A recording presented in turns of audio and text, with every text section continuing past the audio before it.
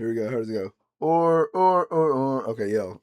That's so embarrassing. I did that because I thought my sister was in the bathroom. And so when I had the bathroom door open, I was like, I'm gonna, say that I'm gonna say the Freddy Fazbear laugh to her, and I'm gonna explain to her that I saw Five Nights at Freddy's too, and tell her about it. But then it was not her. It was not her who left the bathroom. It was instead my 39-year-old uh, uncle, whose first language is Spanish. You know, he speaks English as well, but like his first language is Spanish, so we usually converse in Spanish. And so, um, I heard the bathroom door open. I opened my door and I walked into the living room and I said, "Or," and just shut up and said, "What's up?" to my uncle in Spanish, and was so embarrassed. Yo, what's up, and welcome back. It's back to Angel's Reach, of course. As always, I'm Angel, and I swear this is the only shirt I have with no cum on it. It's laundry day. No, I'm lying. But today I wanted to talk about the avatar effect. Now, the avatar effect refers to how embodying, according to Google, how embodying a virtual self or an avatar changes a user's real world behaviors, attitudes, and perceptions. Okay. Often called the Proteus effect, Proteus, Proteus, the vocab for you, go look that up, where people align with their avatar traits, ergo, taller avatars make you more confident. It also, like, and this is the part I wanted to talk about a little bit, it also describes the intense connection people felt to Pandora, leading to post Avatar depression, PAD, after the movie, wishing to live in the virtual world. In essence, it's about blurring the lines between virtual identity and real world self. Maybe, well, maybe not that serious into it, but I watched Five Nights at Freddy's too. Ironically enough, that's a really good like Matt Pat game theory transition. Like if you guys know, you know. But I saw Five Nights at Freddy's too, and so it was kind of a last minute decision. So the thing is, I'm not a big FNAF fan. Like it came out when I was in middle school, I want to say. I definitely saw like some people play it, but never like really spoke to me or anything like that. But I understand its impact on culture. Like it's huge. A friend of mine super loves it. Ugh, sorry, I had some chalky milk, but it's gone now. But yo, shout out Rolling Pizza. Yo, they gave me a holographic sticker. They gave me a free slice as well of vodka pie. Randy made it. So dope. Shout out Rolling Pizza.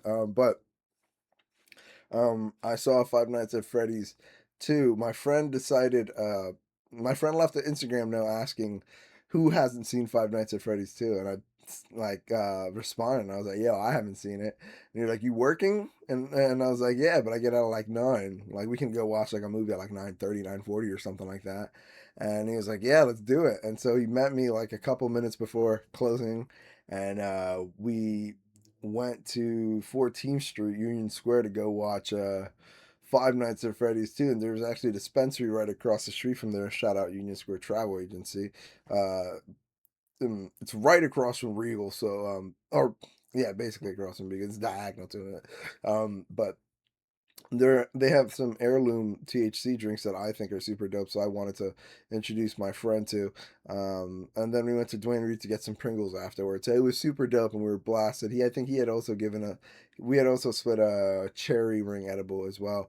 That he says is definitely lying about its dosage, and I think so as well. It was pretty dope. I definitely felt it soon while we were on the train. But yeah, it was also pretty cold too. So I mean that definitely affected it as well. But yeah, so we watched Five Nights at Freddy's too, and the reason I brought up the Avatar thing is because I said a while ago that it's the little things, and it's like letting yourself enjoy these things that is really enjoyable. And I kind of, instead of like leaving the experience feeling a post Avatar depression or whatever, I kind of went in with I guess pre Avatar depression because I was like, I I really don't want to not enjoy this movie. I was like I don't want to go in here and like have an expectation or like have an idea of what it's gonna be, and have that expectation either met or not met. You know what I mean? I don't know what's worse, if I'm right about it being a bad movie or if it's not a bad movie and like I just feel like an asshole. You know what I mean? But I think what I said in a previous video that I don't think I've uploaded yet about Spider Verse and Uncut Gems is that why would I want a movie to be bad? Why would I want? I mean, like, granted, I can get a couple cheap jab shots off like in the theater while I'm watching it with my friends and stuff. I don't think you can ever watch a bad movie when you're with your friends, except The Boy and the Heron. I'm sorry, Edward Pattinson, love you to death. You're my goat actor. But I couldn't sit through that movie. It's like nothing. I mean, I appreciate it. Animation, beautiful. Can't. But yeah, I think it's really hard. I think it's really hard to not enjoy a movie, especially when you're with your friends and stuff. But I mean, I really went in there. I usually try to go into movies like expecting nothing, or at the very least, open to whatever message or whatever they want me to take away or whatever I can take away. You know, I know there's a lot of messages in movie and stuff that I take away that probably wasn't the intention, or um I probably take away surface level things that and don't really see the deeper message and stuff, and vice versa. Everything like that. I go into movies not knowing too much and allowing myself to, sort of take what I want to take away from it. And I try to, get what the director is saying, or what the story is trying to tell as well. But I mean, I can only do so much, and as long as it makes sense to me, I guess that's sort of what I appreciate the most. But I went in there um expecting to like have fun and what else, and fan service. I know like a lot of the reception online was like it was fan servicey, and like I saw mixed reviews about how bad it was and how good it was, and fans loving it and not liking it, and then like critics mostly not liking it. I was gonna say some liking it and not loving it, but I think the people that liked it, that weren't like fans of the franchise, were like liking it because it was a bad movie sort of thing. I mean, deeply layered levels of irony in this comedy stuff, man. But yeah, it was, my friend and I agreed that it was very clear that the people filming the movie had a lot of fun making it, and it showed. Like it leaked fun, dude. It oozed fun. Like it was really nice. There was a lot of um I want to say effective tacky jump scares, but that feels kind of redundant. You know what I mean? Effective and tacky. But the movie did kind of feel like a campy sort of horror psychological movie, which I thought was really interesting because fanatic in a psychological turn makes kind of sense, since it's not a super like mobile action, like you know active or action packed game. It's more so like a stationary reactionary thing, like just like a lot of little things to keep track of. And they honestly, I think they transferred it pretty well in certain scenes. It was like I was like, oh yeah, that's a straight homage to the game. Like that's straight up this the scene when he's sitting down, or that's the security guy. It's really dope. And speaking of the movie being like a little campy horror, Matthew Lillard and Skeet Ulrich reunited, which if you don't know, they're the original villains from Scream. Spoilers. Matthew Lillard, of course, famous for playing Shaggy live action. He is the live action Shaggy, people will say. And I can't disagree. I can't disagree. You're not going to see me disagreeing. But then again, I don't know actors' names too well, so I don't know the other Shaggies. But, granted, they might be fantastic as well. I'm not knocking them. I'm not yucking their yum, you feel me? But yeah, Ski Ulrich was also super dope, very creepy. I almost didn't recognize him at first, and my friend also didn't recognize Newman at first because he looks much different. He still has the same voice on the glasses. Ah, Newman, so goated, so goated. I wish Costanza was in the movie. Ah, I love George Costanza, man. Okay, Joe. I gotta get back on track. The movie was fun. The movie was fun. As somebody who doesn't know too much about Five Nights at Freddy's, someone who didn't see the first movie, I found it very enjoyable. I found a lot of the horror elements um passable, you know what I mean? Like especially because like this was for like kids majority primarily. I think it was really nice. I think it was a really good experience, and I would, well, I am gonna rewatch it again. I don't think there's any harm in rewatching it. I would kind of go out of my way to watch it. I definitely wouldn't make it like an event. Like I wouldn't make it like a whole weekend or anything like that. But like if you got nothing to do during the week, or you have a day off or something like that, and there's a theater by you, or did you want to catch up with a friend or something like that? I think it's a nice little way to spend the night and get a couple laughs in, and yeah, get a little nostalgia baited. I mean, the movie came out when I was like in middle school, so 13, somewhere around there. And I know a friend of mine is a really big fan of like Five Nights at Freddy's and like video games and stuff, and so like he is definitely gonna like get a kick off watching it. So yeah, like, especially if you just let yourself enjoy stuff, man. Like I said, things can be so enjoyable, and it's also the little. It's also like this again. I'm not knocking the movie, but it's also like the bad things in life that you just have to, that you need, for like, that you can take this out of context so badly, but you need bad things to happen to you to like as like a reference point, and you should want like bad things to happen to you and good things to happen to you, and you should have this scale of like emotions and the range of different experiences. It's good to have these. I remember when I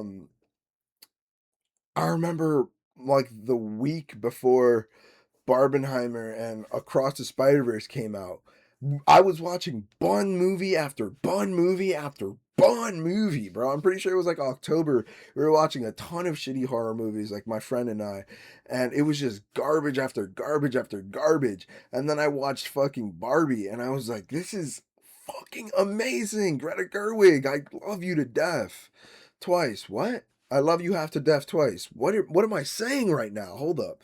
Let me lock in. Um, no, like it just made it that much better. You know what I mean? It's like a great movie is obviously going to be great, but after you've seen like three bad movies, you start losing the plot, and like it's really easy to forget that like people don't have to super be passionate to make a movie. A lot of stuff just gets made to get made, and I mean, it's not hard to find bad stuff in a lot of movies, but when you find something good in a movie, when you find a great movie, or when you find again something, when you take away something good from a movie, it just feels great. It just feels that much better.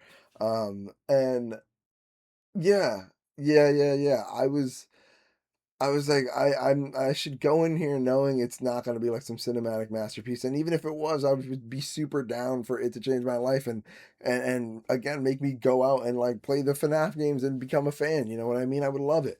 Um, but I went in, and it was, and like not again. I didn't expect it to be bad, but when I enjoyed it for it not being like this great movie, like this fantastic, amazing movie.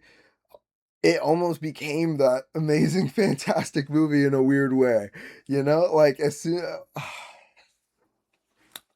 here's how I'll phrase it. I find in music especially, people tend to listen to songs for what they're not.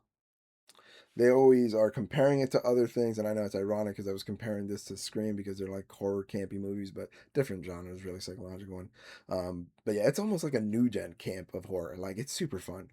There's a YouTube video for some like video documentary, a video essay maker.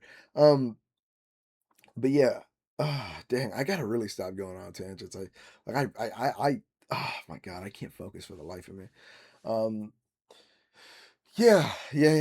Watch Five Nights at Freddy's. I lost my point. Whatever. Watch Five Nights at Freddy's too. I recommend it. I'm gonna go rewatch it. I'm also gonna watch The Shining in IMAX with my friend, and after that, I'm gonna watch Kill Bill: The Whole Bloody Affair again with my friend.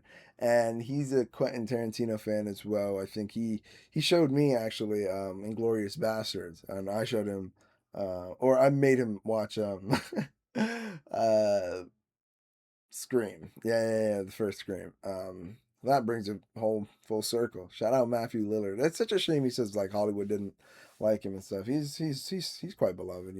But yeah, that's about all I have to say. 14 minutes. Jeez, I fucking rambled this episode. All right. That's it. Whatever. I'm gonna go knock out before work. I've got too much time. Holy shit. Maybe I'm gonna record another video. All right, whatever. Bye. I'll talk to you guys later. Watch it. Watch Five Nights at Freddy's too. Don't review it on Letterboxd. You're a meathead. Come on. You're lame.